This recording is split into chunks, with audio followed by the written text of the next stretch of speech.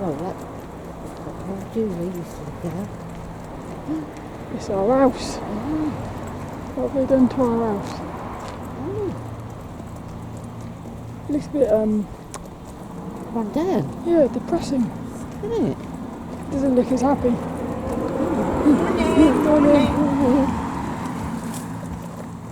He doesn't look very happy. Oh. He's got a fence as well. Yeah.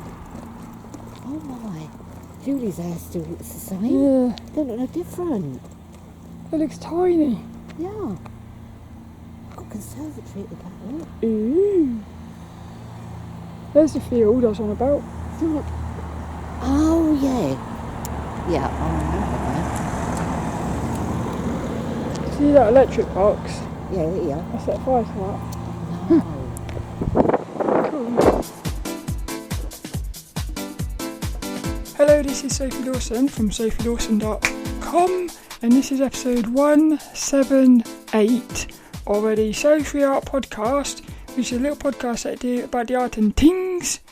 And this is a spur of the moment podcast, another one, because yesterday, me and my mum, we went to Salt Ash, which is a place just across the water.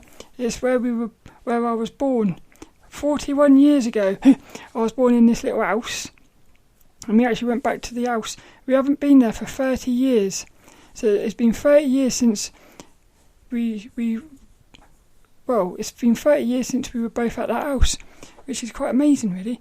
So I'm going to talk about some of the things I felt yesterday, like going back to my childhood home and stuff like that. But little Dennis is with us. He's cool, he is, and he's going to get us right into this one. So, boing!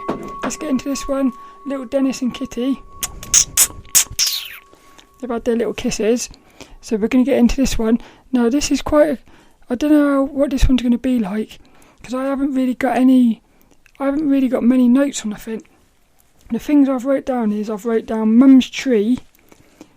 What's this? Sad House. Like in a movie remake. Down by the Water. My best and worst moments from yesterday. And my best moments in the house and my worst moments. And I'll talk a little bit about being born there as well. So, also, I've just got back from the second-hand shop. And I bought a load of, they're from the African jungle. These sort of instruments.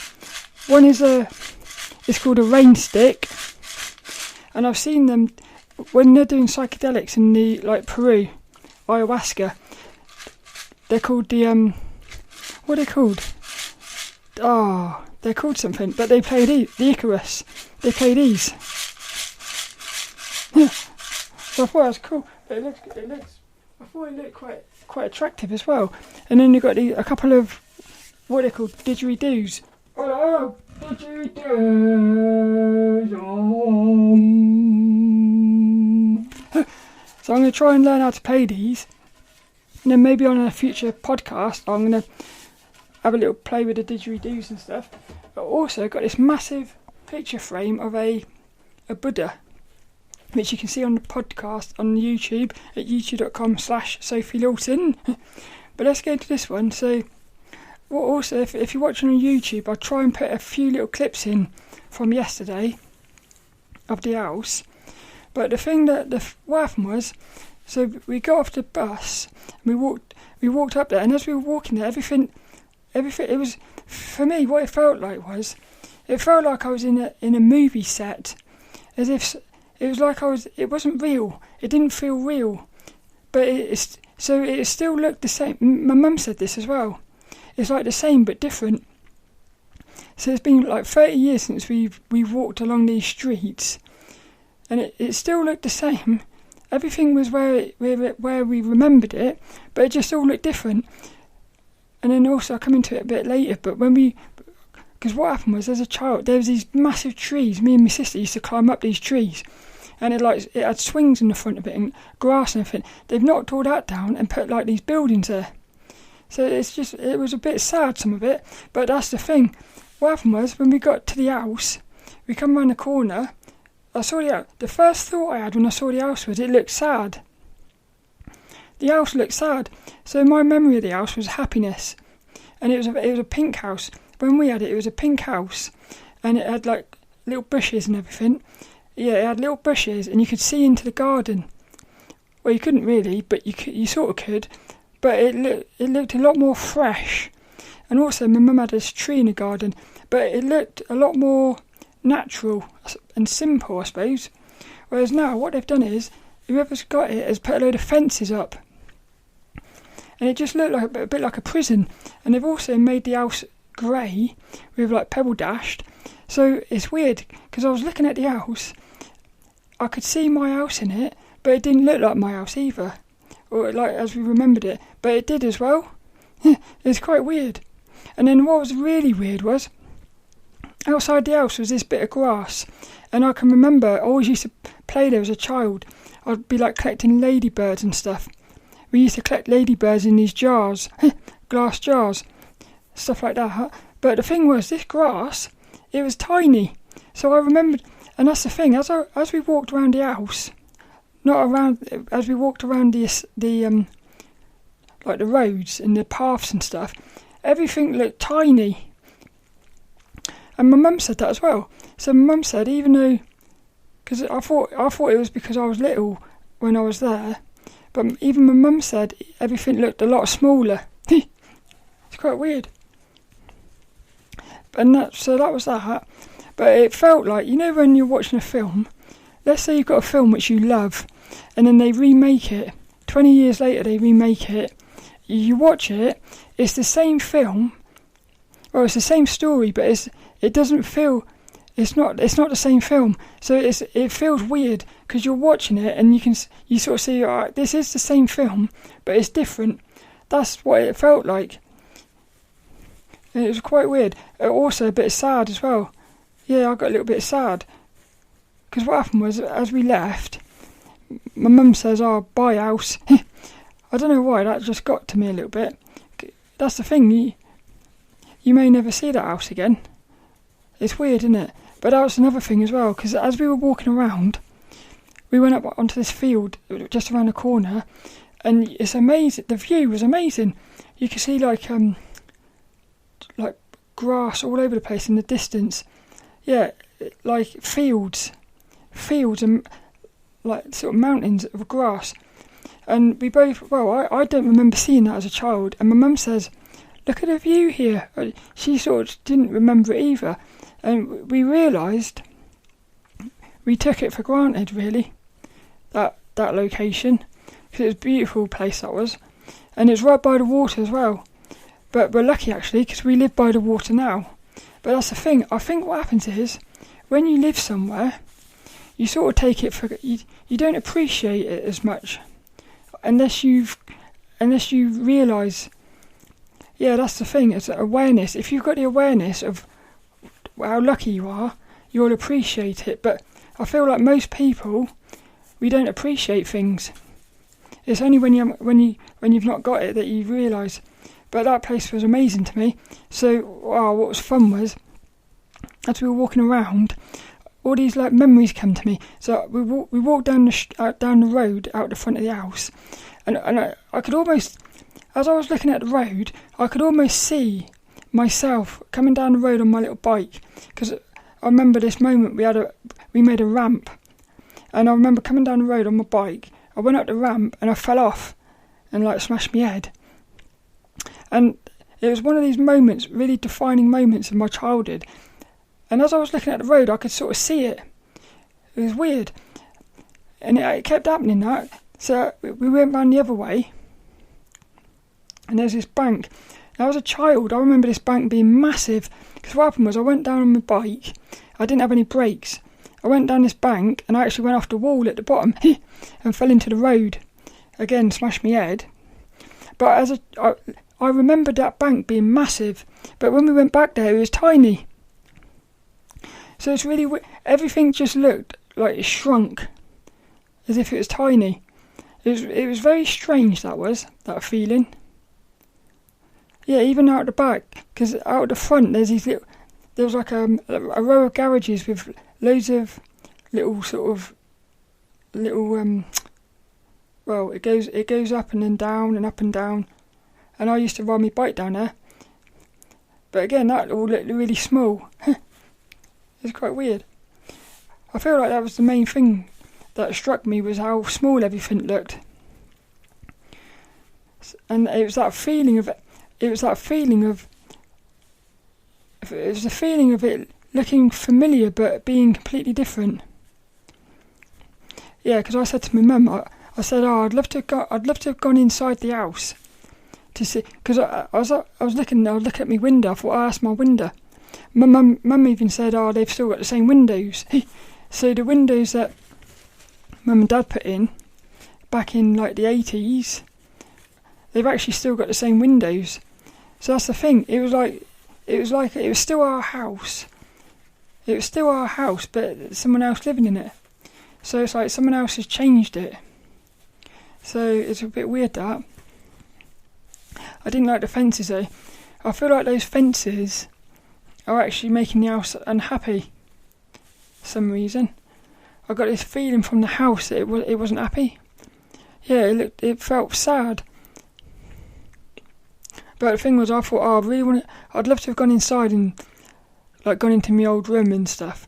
But Mum said, it's probably better that you don't ever do that, because in your head, the memory of that house in your head, if you go in there and it's all completely different, that will become your new memory. So like, when I think about that house now, am I going to think of it as it is now, or as I remembered it?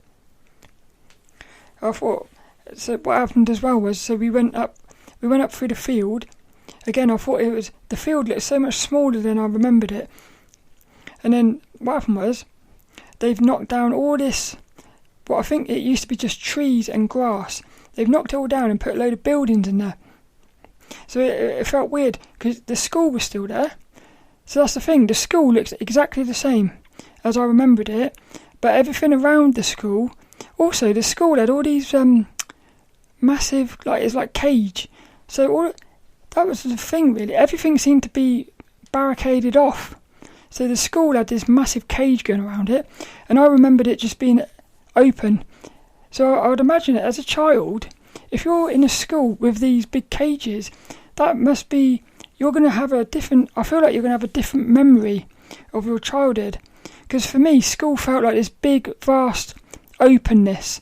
And we had all these trees with like those pines that fall out the trees. So that's the weird thing, that those were still there. So the path was still covered in these pines, those little things, which that reminded me of my childhood. But then you had these cages there, and it felt like, again, even the school in a way felt the same but a bit different. But so we went round the other way.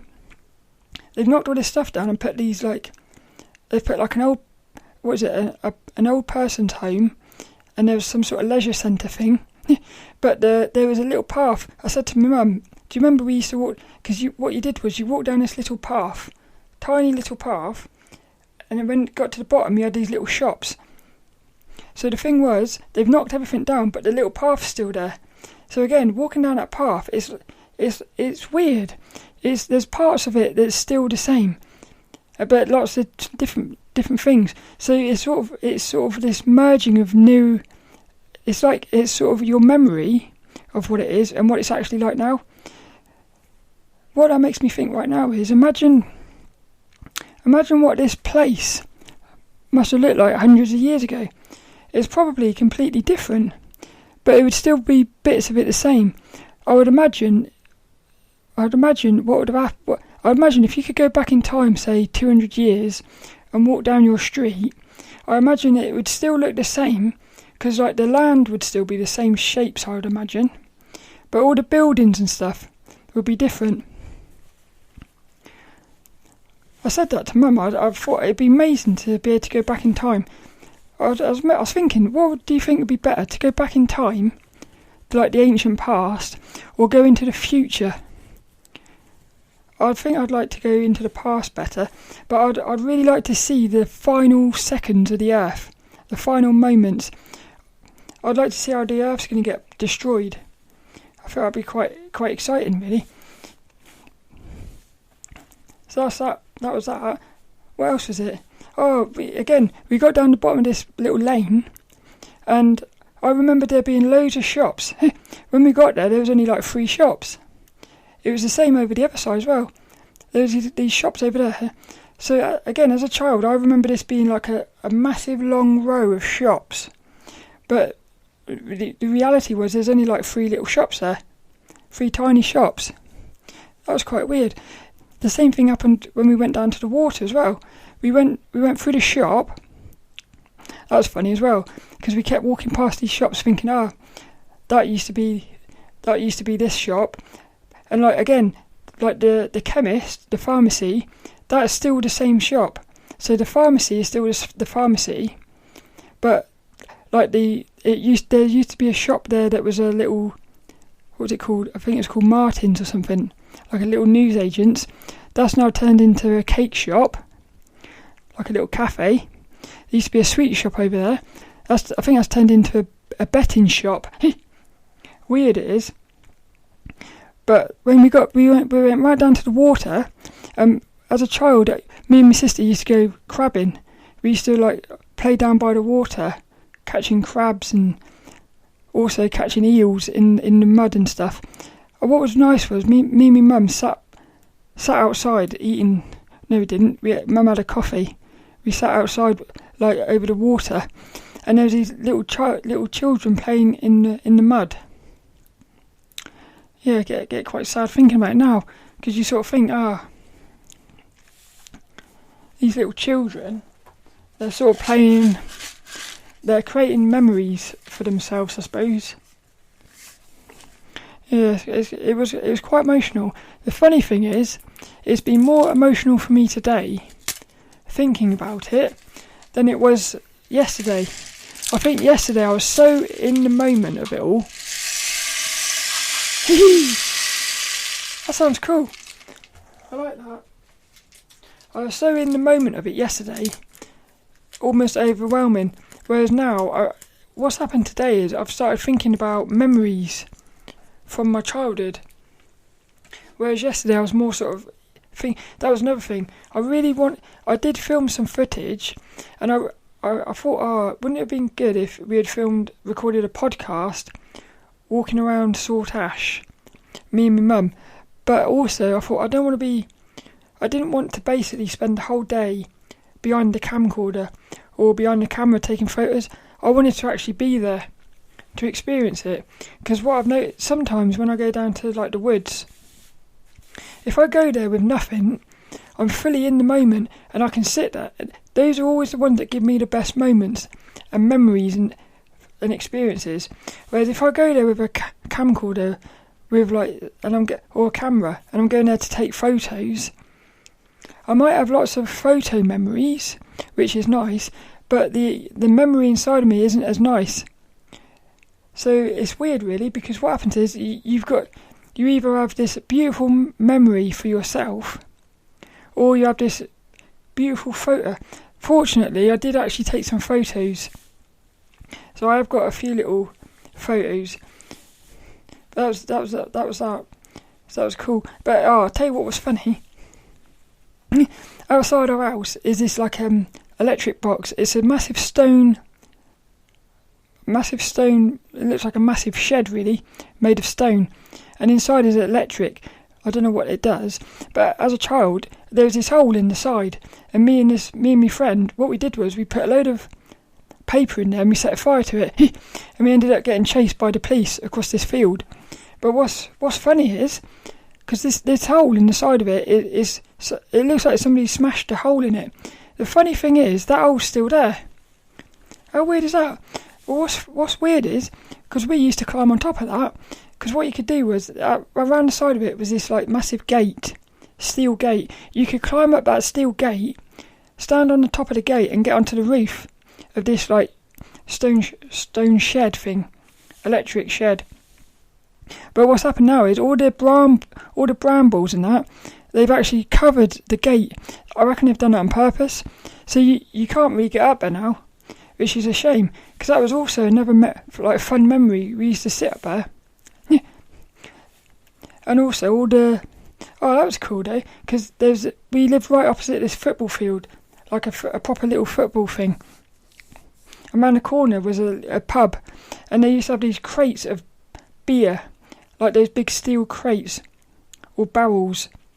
And again, me and my sister, we used to like sit outside, and I can't remember I feel what we used to do is we sort of like used to sneak around, and we used to play with these like barrels, but I have this memory of us trying to sort of drink it, because we thought, oh, that's alcohol, we're not allowed that.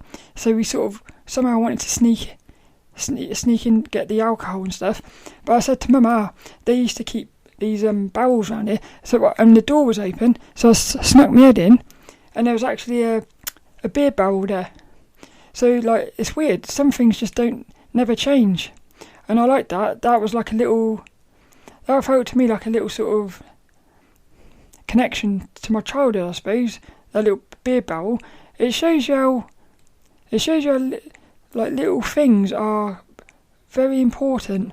I said to my mum as well, because I used to love the Care Bears. I had this Care Bear sticker album as a child, and one day my mum must have helped me put these stickers in, and she must have been wearing a certain perfume, because what happens now is, if I'm walking down the street or something and somebody walks past and they're wearing that perfume, it triggers the memory of this Care Bear sticker album.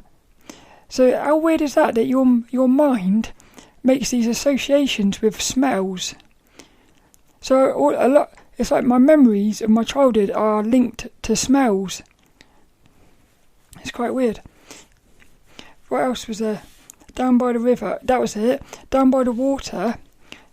When we went down by the water, there's this pier. Me and my sister used to go crabbing. Well, that pier is tiny now.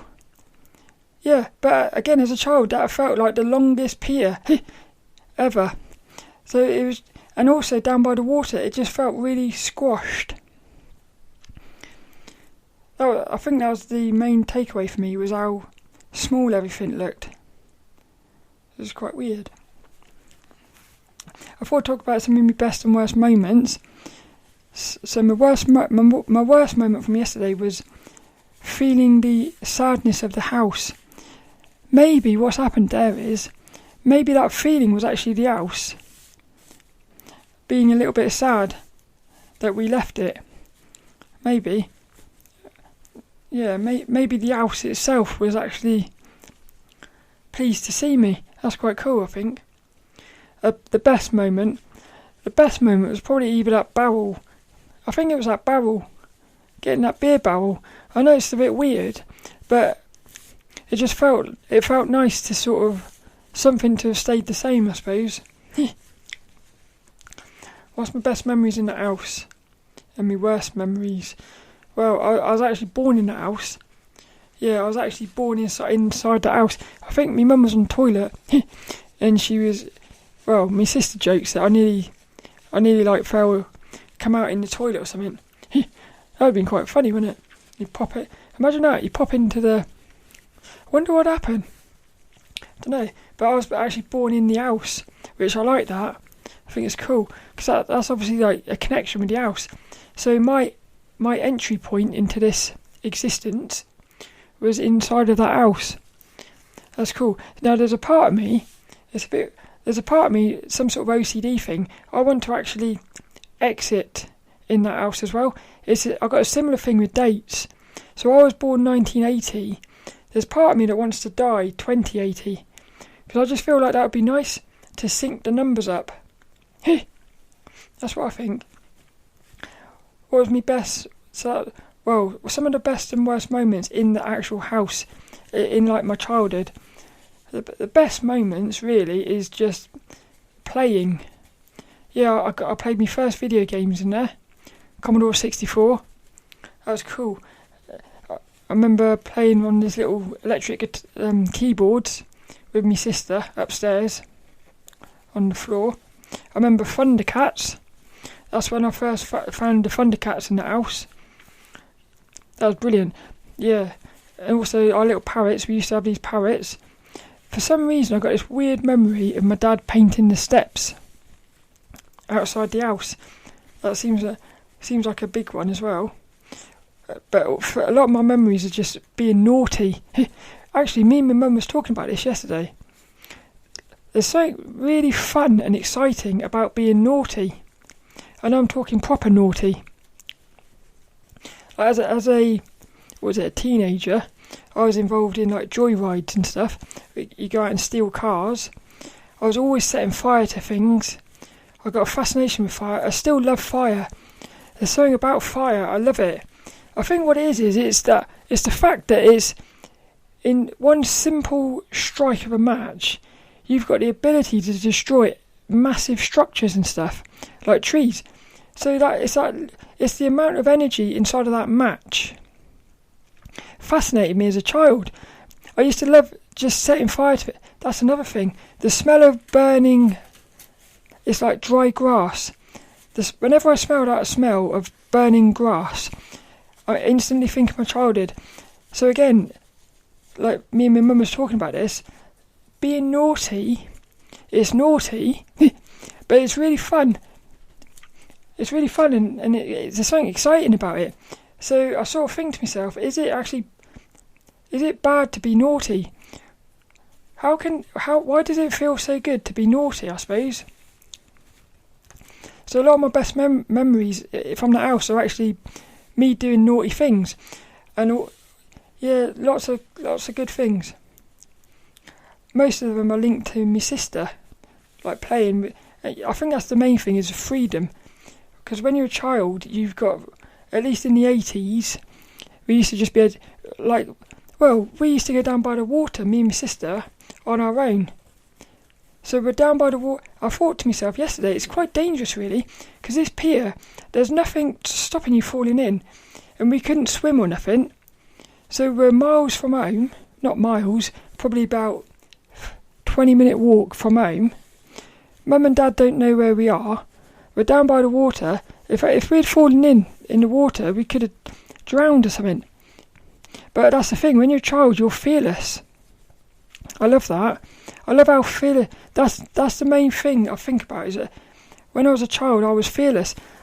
Like I went down this bank, which at the time felt like a massive bank. So like now, if I was to go down a bank that size, or like a hill or something, it would be like going off the top of a house or something, in terms of how big I am now compared with the thing. So I went down like a massive like ramp, I suppose, the size of a house, without any brakes on my bike, with a wall going into the road right at the bottom. You probably wouldn't do it now, but as a child, you just do it, and whatever happens. And the thing is, you always get away with it. So you get involved in all these like things as a child, constantly hurting yourself, but you just get back up and do it again. It's part of the fun. So there's part of me that misses that. I don't know why as we get older we go away from that. But it's weird. But that's the thing. I think the thing with childhood is you don't realise how lucky you are. But that's brilliant. What else is it? That's it really. So I'll try and put some clips from it into the thing. So what is today I was going to do a podcast about an article in here. So I was going to do a podcast today of an article from issue number 12 of the Character Design Quarterly magazine, and it was actually called Crafting Adorable Characters. So I'll do that one next week. I was going to try something new today with this. What I was going to do was I was going to do this article without taking any notes. So normally when I do these I've got hiccups. Normally when I do these articles, what I do is I study from them the day before, and then I go through my notes and stuff. But I thought I'm going to try something today. I'm going to just actually like go through the article for the first time on the podcast. So I think I'm going to try that next week, because I'm interested to see what. Just looking at it right now, what I'm noticing from the characters is they've all got these big eyes. So I'm thinking adorable characters, adorableness is probably linked to big eyes or something. But the thing was, I really wanted to do that today, but because I'm so emotional about yesterday, about going into the house and stuff, I sort of wanted to get it out me.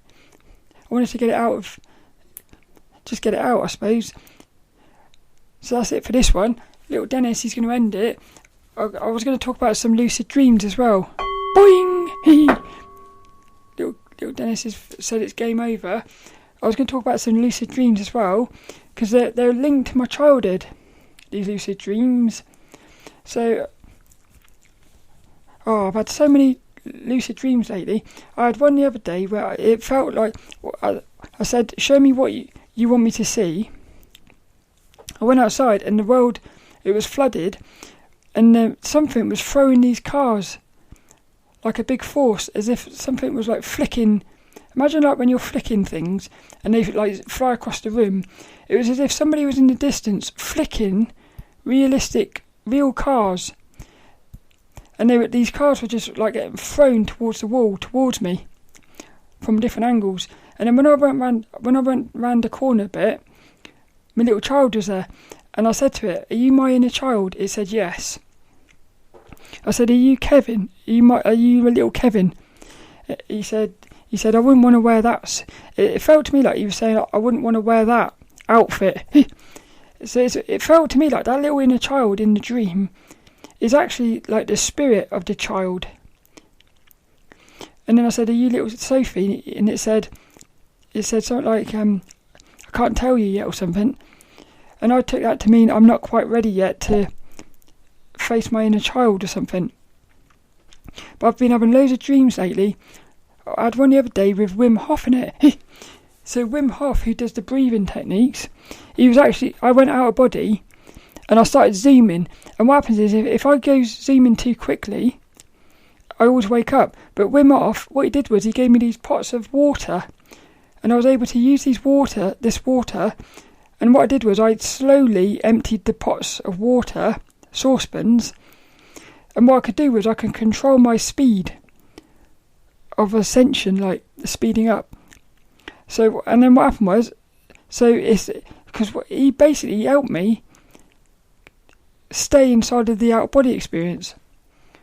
But the dreams at the minute have been amazing, and it's linked to the amount of time you're sleeping.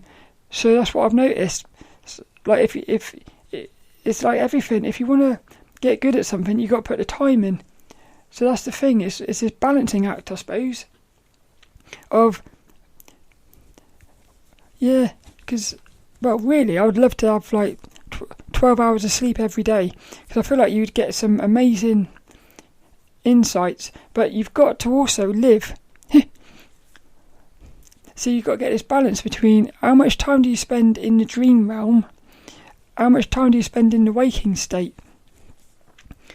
It's a bit of a balance, that. So next week's podcast should be this little article talking about adorable characters. I can't wait for that. And I'm also going to do a video. Well, what is it? At the minute, I'm working through the Procreate book, learning Procreate. I've actually got up to the projects chapter now, which means, so I've been doing videos on my YouTube at youtube.com/Sophie Lawson, and I'm up to the point now where I've got to start doing projects from the book. So this is where it's going to get really exciting, I think. So I'll be doing videos about that as well. But I've also got a video coming up soon. Well, what I've been doing is going to second-hand shops, finding art books and stuff like that, and puppets, little puppets. So one of the videos coming up, I'll be just going through a load of books I've got recently, and one of them is called The Way of the Tortoise, A Journal to Happiness. And what it is it's a little book which every day you basically, some of the things you got to write down is, today will be great because, and then you say, I will make a difference to others today by, today I am grateful for. And then you do that each day, and at the end of each week you do this little like summary thing. So it's all about progress. So for instance, I could say, and you do daily tortoise steps. So you're trying to build these new habits. You got your exercise, nutrition, meditation, self-development, and other. So for me, self-development would be either lucid dreaming and I'd maybe turn the other into like art. So it's something I've been struggling with for years now, is this balance between trying to get better with my art but also trying to, I suppose, become like a better person. Because you can't, well, I was going to say you can't do everything, but I feel like you can. But I don't know. It's quite weird. But so what I've done is I've randomly turned to a page, and this is going to be this week's inspirational quote. This is nice. So this quote, completely random, by Ralph Waldo Emerson, sort of links into what we talk about today. So it's all about my childhood. Because again, what happened was, me and my mum were talking today, and we sort of thought, do we really need to go back to the house anymore? It's almost like, do you leave that now in the past? And that's what this quote's saying, look. So this quote says, what lies behind us and what lies before us are tiny matter compared... Hey, they've put this quote wrong, I think. What lies behind us and what lies before us are tiny matter compared to what lies within us. I think they've wrote that wrong in the book. But basically it's saying what's in the past and what's in the future. So all these memories are tiny when compared to what lies within us. I like that. So this week's little inspirational quote. What lies behind us and what lies before us are tiny matter compared to what lies within us. Ralph Waldo Emerson.